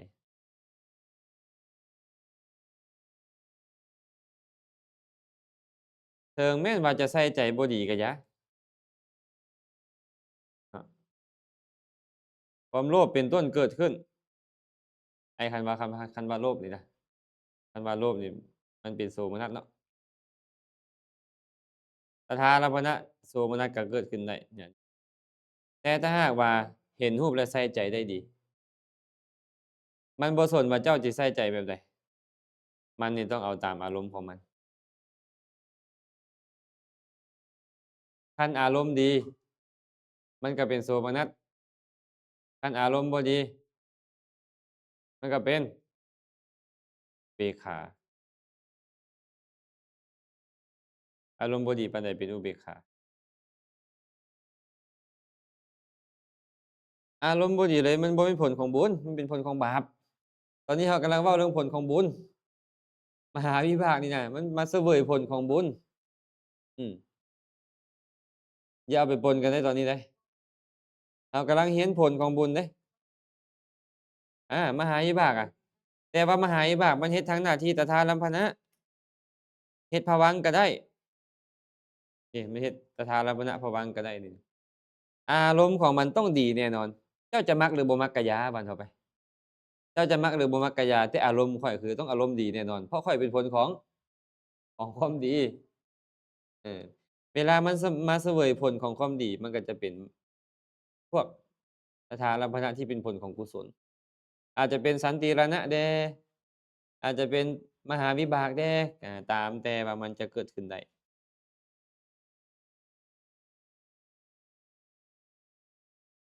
อ้าวอยู่ไสแล้วนี่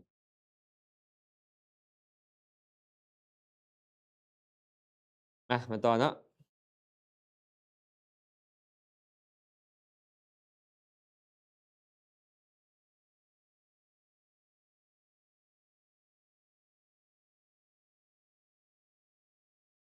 ว่าสุขมันคือบ่เคิงกัน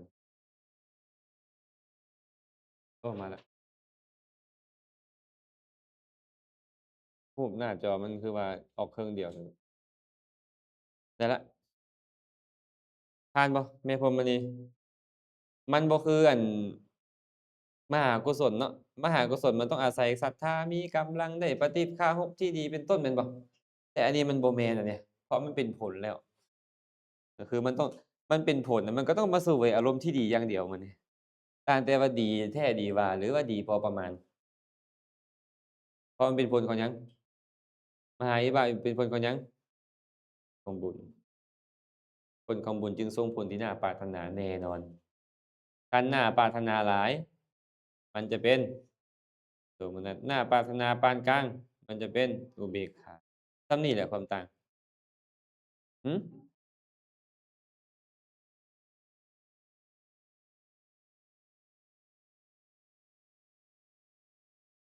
มีความหมายว่าจั่งใด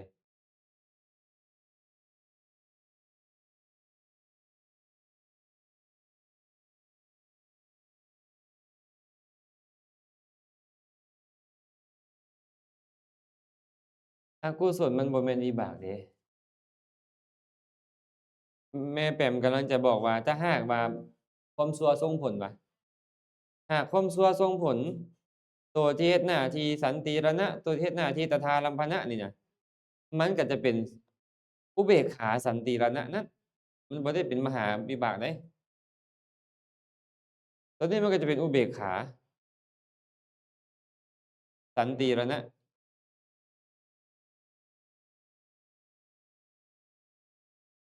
มันบ่แม่นอกุศลเป็นอกุศลวิบาก ผลของอกุศลนี่นะถ้าหากว่าบาป12ดวงนี่เนาะดวงใดดวงหนึ่งได้โอกาสส่งผลมันก็ต้องเป็นทุกข์แม่นบ่เป็นสิ่งที่บ่น่าปรารถนาแม่นบ่ทีนี้ตถาลัมภนะที่จะเกิดขึ้นก็ต้องเป็นตัวนี้เนาะและจะเป็นอุเบกขาแน่นอนมีโอกาสจะเป็นโสมนัสและก็บ่มีโอกาสเป็นโทมนัสเพราะโทมนัสจะมีแต่โทสะที่เป็นบาปอย่างเดียวอันนี้มันเป็นผลของบาปนะฟังทันเปล่า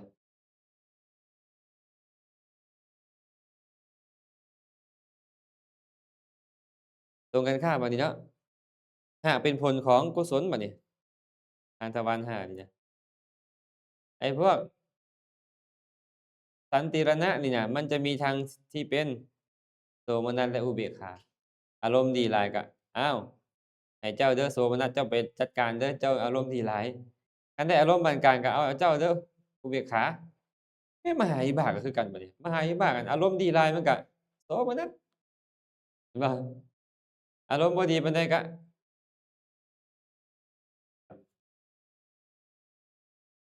ให้หมอนทันเนาะมาเบิ่งบัดนี้เหตุแห่งญาณสัมปยุตและวิปยุตในวิบากเรารู้แล้วว่าเหตุแห่งญาณสัมปยุตในมหากุศลเป็นจังไดการกระทำที่ประกอบด้วยปัญญาการเข้าถึงโลกอันบ่มีที่เบียดเบียนหมายถึงพรหมโลกแม่นบ่ความแก่รอบของอินทรีย์การเจริญสมถภาวนาอันเป็นเหตุแห่งไกลจากกิเลสและจิตดวงปฏิสนธิประกอบด้วยญาณเป็นติเหตุกะแต่ในมหาวิบากมันบ่แม่นนะมันเป็นตัวปฏิสนธิเลยมันนี่นะเพิ่นก็เลยบอกว่ามันได้ญาณสัมปยุตแบบใดเดะอันนี้ที่ขอแบ่งเป็นแนวนี้เนาะยายแปมยายแปมยังอยู่บ่ล่ะอยู่อยู่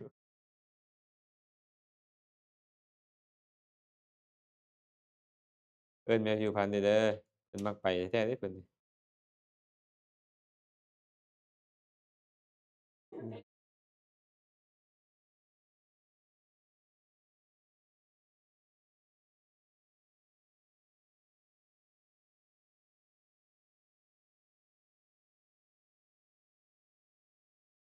ืมฟังเด้อบัดนี้เด้อ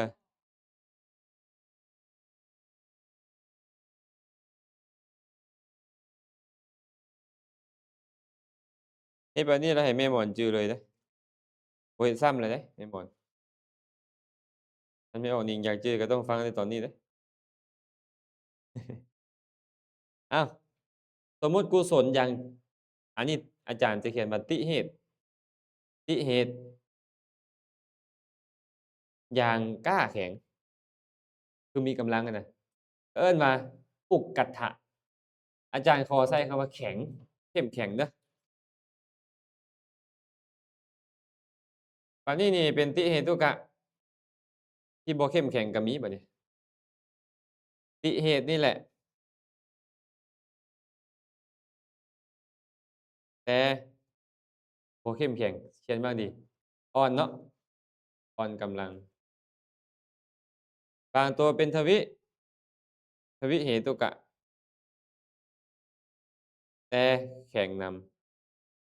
ำบางตัวเป็นทวิเหตุแต่อ่อน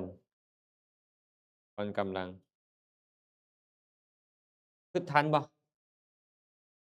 คือทันอยู่บ่แม่แปมคือทันบ่ทันบ่ทันตัวใดถามเด้ออาจารย์จะให้เข้าใจเลยอาสิต้องเขียนกำกับว่า2หรืออันนั้นใส่นำบ่3 3จั่งซี้บ่อันนี้2เหตุ2เนาะน่าจะเข้าใจแล้วนี่เนาะอาถ้าหากว่าบัดเนี่ยถ้าหากว่าโตติเหตุนี่นะอันนี้กุศลเด้อเขียนใส่ดีกุศลจั่งสิเข้าใจเขียนออกมานี่ได้บ่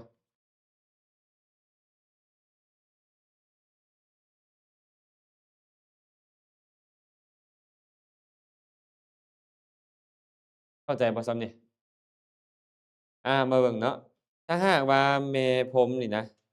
เฮ็ดกุศลที่เข้มแข็งแม่ผมกุศลที่เข้มแข็งจะส่งผลเป็นติเหตุกะ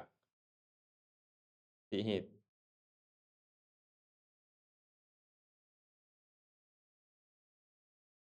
ตามทันเนาะแต่ถ้าหากว่าเป็นกุศลติเหตุก็ยาแต่ตนเองอ่อนกำลังมันก็ส่งผลเป็นแค่ทวิเหตุและอีกอย่างหนึ่งถึงเจ้าจะเป็นทวิเหตุที่แข็งแกร่งก็ยาแต่ว่าเจ้าอะนะได้แค่2เหตุอยู่แล้วเจ้าก็บ่มีโอกาสจะส่งผลเป็น3เหตุมันก็เลยกลายเป็นทวิเหตุ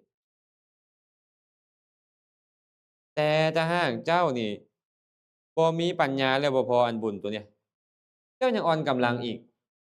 มันก็ส่งผลเป็นอาเหตุกะ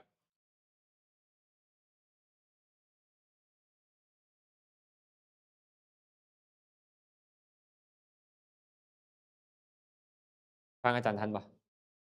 เนาะมาเบิ่งติเหตุก่อนติเหตุมี2อย่างเนาะติเหตุเนี่ยติเหตุที่แข็งแกร่งกับติเหตุที่อ่อนกำลังติเหตุที่แข็งแกร่งหมายถึงว่าเฮ็ดบุญครบ3การบ่หรือว่าเฮ็ดแบบเข้มแข็งเวลาบุญตัวนี้ได้โอกาสส่งผลไปนำไปเกิดเราจะเกิดเป็นติเหตุกะบุคคลจะมีปัญญาประกอบตั้งแต่มื้อเกิด มีโอกาสบรรลุธรรมมีโอกาสเจริญฌานอภิญญาได้แต่ถ้าหากเจ้าเป็นกุศลที่เป็นติเหตุอยู่อย่างเช่นไม่ออกหนิงเนาะถวายทานบักดีๆไปเครียดให้อาจารย์แซมแท้ก็บ่ค่อยก็บ่เฮ็ดเฮ็ดไปแล้วก็บ่เห็นคุณงามความดีค่อยสมมุติจังซี่ซั้นเนาะอันนี้เป็นบุญหรือเป็นบาปเนี่ยเป็นบาปทีแรกนี่โอ้ตัวเองเฮ็ดบักดีๆเป็นติเหตุแม่นบ่ที่มีกำลังเนาะถูกอกุศลบั่นทอนมันก็เลยเป็นติเหตุที่อ่อนกำลัง เวลาส่งผลก็ส่งผลเป็นทวีเหตุไปเกิดชาติใดมันก็เป็นทวิเหตุกะบุคคลเป็นคนจบคนดีได้แม่นบ่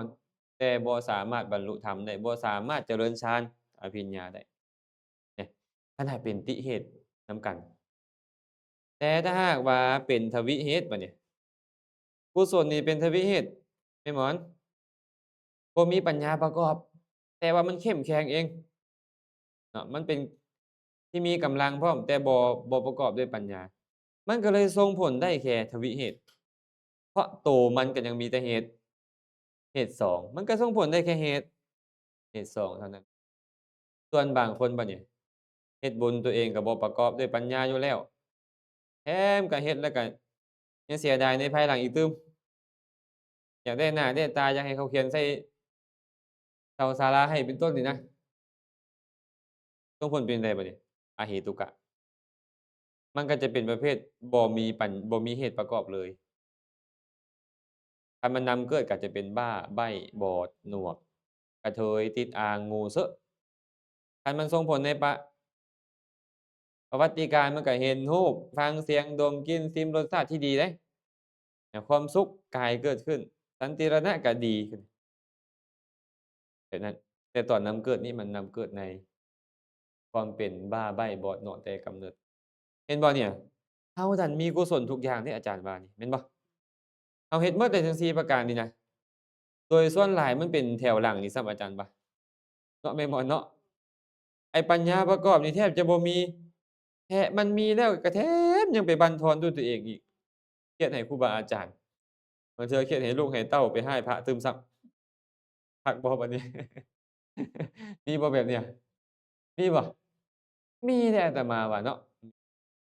มันน่าเสียดายสำหรับบางคนเฮ็ดบุญเอาไว้บักดีๆแต่ใส่ใจอกหักใจก็เลยเสียหายพอใจเสียหายแล้วคิดไปเบิดเรื่องแนวสิโกรธมาเต็มเบิดเลยสุดท้ายวัดก็บ่เข้าเขาเจ้าก็บ่นบบุญกุศลที่มีกำลังกลายเป็นมันจะส่งผลแบบเป็นทวีเหตุบัดนี้ โอ้อันนี้น่าเสียดายอาตมาว่าเป็นหยังพระพุทธเจ้าทั้งหลายนี่นะเวลาเพิ่นสั่งสมบารมีเพิ่นจึงให้แบบสละขาดเอิ้นว่ามุตตะจาคะให้ไปแล้วเพิ่นบ่ได้สนแล้วกุศลก็เป็นของเพิ่นไปแล้วเพิ่นบ่ต้องคอยน้อยใจอีหยังอันความรู้สึกบ่ดีเป็นแนวอื่นบ่ต้องเอาความรู้สึกบ่ดีไปบั่นทอนกุศลตัวเองมันมีอยู่แล้วไอ้บาปที่จะเกิดขึ้นในใจเรายังบ่ทันแม่นโสดาบันบ่ทันแม่นสกทาคามีเป็นต้นอีหยังแม่นบ่แต่ว่ากุศลให้มันอยู่ส่วนกุศลอกุศลให้มันอยู่ส่วนอกุศลอย่าเอาไปหาเอาแล้วมักเอาไปบั่นทอนกุศลนั่นบ่ แนวหมอนเนาะพระอุปถัมภ์ยาคูผู้หนึ่งเพิ่นก็ดีเบื้องต้นอะเนาะอ้าวกิเลสเพิ่นก็มีอะเพิ่นบ่ทันบรรลุธรรมอะโอ้ยมื้อใดมื้อหนึ่งมาเกิดว่าโทรหาหมู่เก่าเอายาบ้ามาหาสมมุติซะก็ต่อยเข้าไปคำ2คำนี่แหละมันต่อยแล้วมันบ่คือเก่าติดนๆมาเอาเทื่อหนึ่งเนาะปีนขึ้นหลังคาอันสิบ่รู้จักจั่งใดแล้วบัดนี้แม่หมอนแก้ผ้าสบงอีกต่างหากเฮ็ดจั่งใดบัดนี้แม่หมอน อ้าวแม่หมอนก็เสียใจโอ๊ยแท้ข้อยก็บ่อุปถัมภ์ค้ำชูเบิ่งแหมข้อยอุตส่าห์อุปถัมภ์ค้ำชูมาตั้งโดนเป็นจั่งใดบัดเนี่ยมันไปบั่นทอนบ่กุศลก็เฮ้ยบั่นทอนคันเฮาเห็นแต่ปัจจุบันอะเออเนาะ เพิ่นเฮ็ดบ่ดีเนาะมันก็เป็นผลที่เพิ่นต้องได้รับเนาะอย่าแล้วข้อยก็บ่อุปถัมภ์แล้วแนวนี้ก็อย่าเนาะอย่าเอาคงไปหาบุญเก่าหั้นน่ะอย่าเอาคงไปบั่นทอนตัวเก่าหั้นน่ะให้มันอยู่ส่วนของมันเราบ่พอใจก็แม่นบ่พอใจแต่ตอนนั้นแล้วก็แล้วเสิบ่แล้วแม่นเสียหายเนี่ย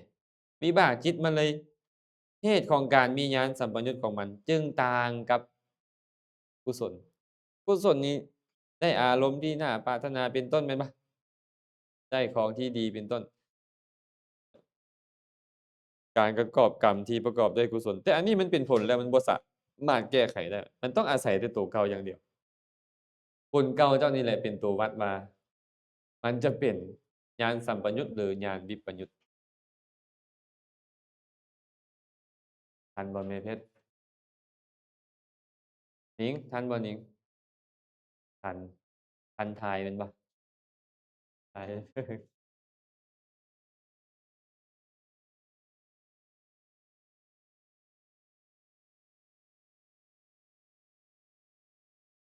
แม่นๆตินี่มันเอิ้นว่าเหตุ3อะนะ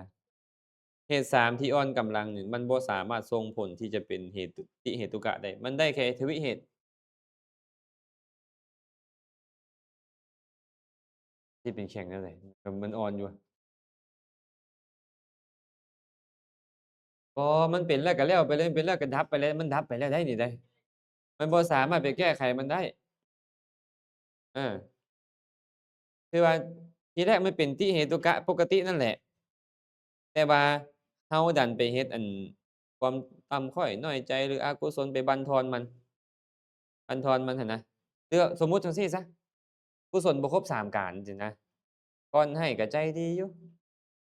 กำลังให้ก็โอ๊ยใจบ่คักปานใดแล้วให้ไปแล้วก็บ่คิดหามันจักหน่อยเลย มีแต่ความฟุ้งซ่านรำคาญอยู่อันนี้เป็นติเหตุกะอยู่ตอนกุศลตั้งใจจะให้รู้เหตุรู้ผลอะนะแต่ว่าภายหลังมามีอกุศลบางอย่างกุมรุมมันมันก็เลยชื่อว่าอ่อนกำลังเพราะมีอกุศลกุมรุมมันแล้ว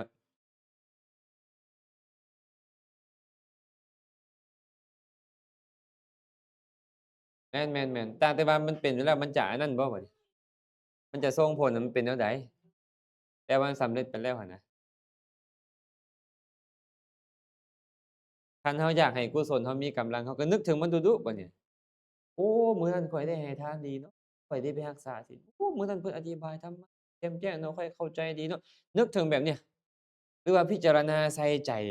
กรรมฐานนั่นน่ะการใส่ใจกรรมฐานเจริญวิปัสสนาเนี่ยอันนี้เป็นกุศลที่เป็นญาณสัมปยุตนะและมีกำลังพร้อมแฮ่งเฮ็ดลูกก็แฮ่งมีมันเป็นปัจจัยให้พวกเรานี่เป็นติเหตุกะบุคคลในอนาพักก่อนบ่พักก่อนเนาะ